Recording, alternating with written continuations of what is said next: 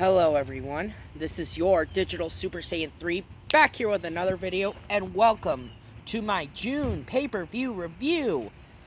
For the month of June, I've chosen WWE's Capitol Punishment 2011. Took place June 19th, 2011 at the Verizon Center in Washington, D.C. in the nation's capital. Yep, this is the second pay-per-view in my retro pay-per-view review series that I reviewed a pay-per-view that took place in DC. The first being Starrcade 99 back in 2019, but this show, well, it still had its cringy moments, but it had some good stuff on this show. I wouldn't say this is my favorite WWE pay-per-view, not by a long shot, because there's a lot of crap on this show. So, we begin with our first match on the show for the WWE United States Championship. You have Kofi Kingston taking on Dolph Ziggler with Vicky Guerrero in his corner. And Kofi is the United States Champion. This was just a decent overall match. Kofi, he had his eyes raked by Vicky Guerrero. Vicky Guerrero raked the eyes of Kofi, and then Dolph ended up winning the match with a sleeper hold. Yeah, that's right. He put Kofi to sleep with a sleeper hold. It's funny how Dolph Ziggler actually wins a match, let alone a championship, with a freaking sleeper hold. And yeah, you have, like I said, on the commentary team, you have, well, I didn't talk about the commentary team. You had Michael Cole, Jerry Lawler, and Booker T. And yes, this was still heel Michael Cole. This was Michael Cole many months after, or 2 months after his feud with Jerry Lawler ended. So, glad the feud with Jerry Lawler ended. So, glad for that. But still, Michael was just so obnoxious as a heel commentator. I don't understand why we had to deal with this. Next up, we got Alex Riley defeating The Miz in a very lackluster match. Yes, this is the protege Alex Riley defeating his mentor, The Miz. He was The Miz's right-hand man after Miz won the WWE Championship back in 2010. Then he lost the WWE title at Extreme Rules, and then failed to regain it. And he blames Alex Riley after Miz's last chance came on Raw, in a match on Raw with John Cena. So, Miz and Riley ended up having a feud with each other. During the ending of this match, Cole is like chewing out Alex Riley, saying, "This man gave you everything!" And then Alex Riley beats up Michael Cole. And then Riley ends up beating The Miz with a DDT. It's funny how Alex Riley, the guy who wasn't so relevant in WWE, beats the guy who would still be relevant in WWE in the form of The Miz. Yeah, funny how life works like that.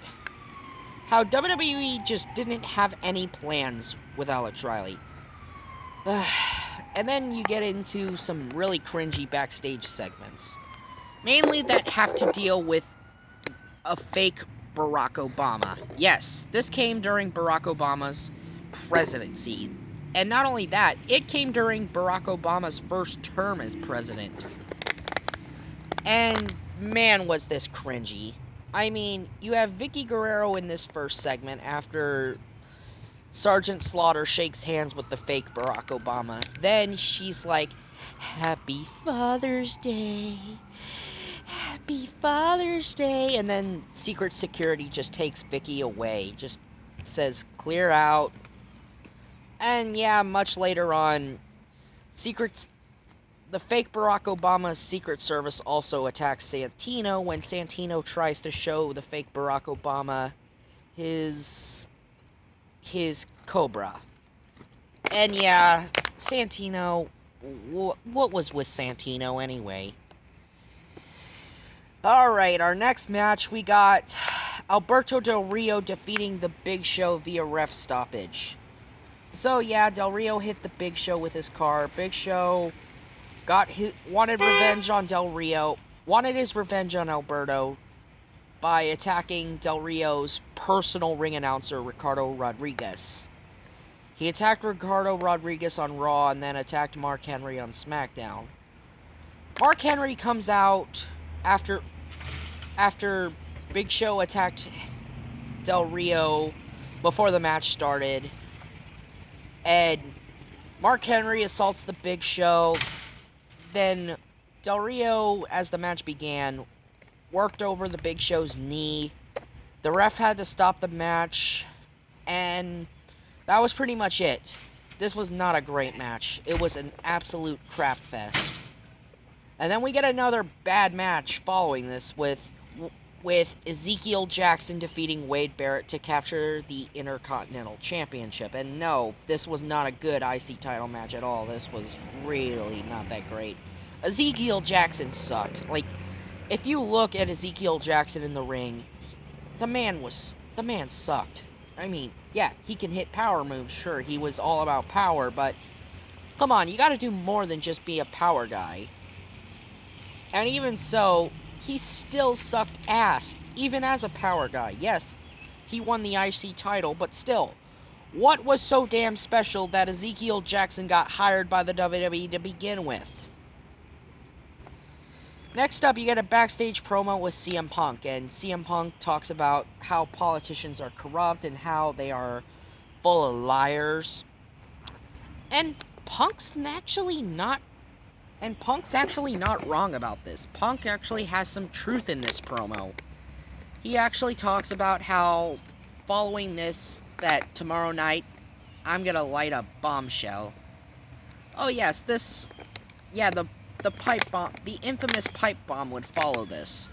So now we get into CM Punk versus Rey Mysterio in the match of the night, and I gotta say, Punk and Mysterio ended up having a great match.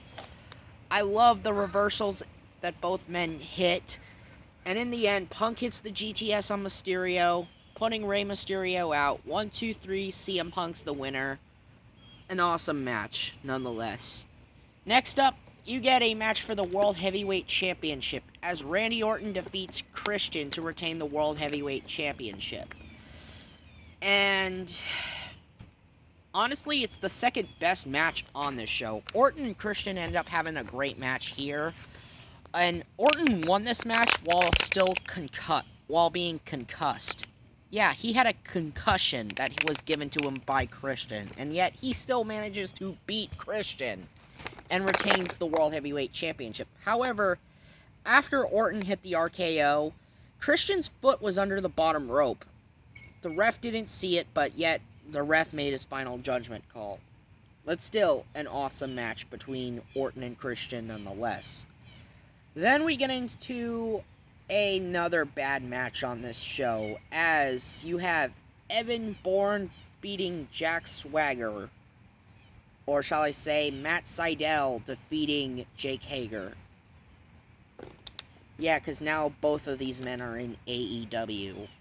If you've been watching AEW recently, you've actually seen Matt Sydal and Jake Hager both on the AEW roster. So, there's that.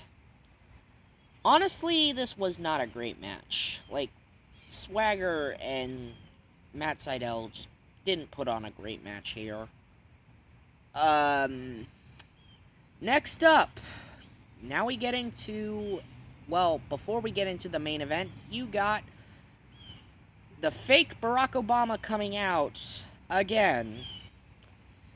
Yes, because we didn't get enough of this fake Barack Obama, and he's addressing the nation and talking about how he watches Monday Night Raw and how he says that he misses JR and says, God, I love that fat bastard. Okay, I know JR is not the most muscular guy in wrestling history, but that's fine with JR. But still, do you gotta make fun of JR's weight? Yes, I know JR is pudgy, but still, come on, did you gotta call him a fat bastard? And then Booker T invites the fake Barack Obama in the ring to do a spinneroonie. Yeah, Booker T hopped off the commentary table to ask the fake Barack Obama to do a goddamn spinneroonie. And now we come to... And so, the fake Barack Obama does that. And then we come to the main event. John Cena defends the WWE Championship against R-Truth. So yeah, in the weeks leading up to this match, Truth ended up stealing the WWE Championship from Cena. No, he didn't win the belt from Cena. No, he literally stole the belt. So, Cena, coming out without his championship, ends up beating R-Truth after a kid spilled his soda right back in R-Truth's face after R-Truth stole the kid's soda. And then R-Truth eats an attitude adjustment. 1, 2, 3, Cena retains the WWE Championship. Now, I gotta ask, what made R-Truth a contender for the WWE Championship is beyond me. Like, what makes R-Truth a bad guy? Like, R-Truth, I really can't take him seriously. Yes, which, even when he tried to act seriously, it still failed. But in the end, Cena ends up dispatching him, and then we end up having the match at Money in the Bank 2011 when Cena takes on CM Punk. So, there's that. Anyway, this has been your Digital Super Saiyan 3, and I'll see you guys later for WWE Vengeance 2003 in July. See ya!